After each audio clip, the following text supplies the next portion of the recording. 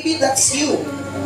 Usa ka kaaktibo nga nangalagad sa Ginoo, but you're walking in a life nga marami kang inuuna instead sa Ginoo. So today, I want you to remember this. Daghang plano ang kaaway para nato. Daghang plano ang kaaway nga mupugong sa plano sa Dios para nimo.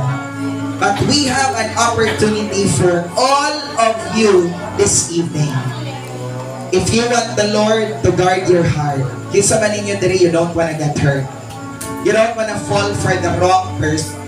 Si Philkin, nakamit lagi siyang anak sa pastor.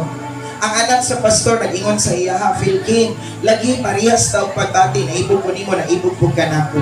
Pero ang pinakanindot, maghulata, and samtang maghulata, mga lagad ta sa Dios. Dagang mga batanon, dili kahulat. Dili maminaw ni pastor. Dili maminaw sa leader, kay ang leader lagi tiguang. Di makakarelate sa mga pagbati, pastor.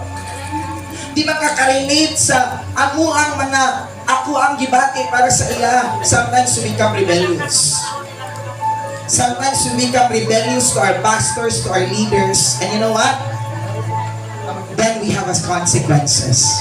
But today, we are rewriting your story. Maybe you have been broken.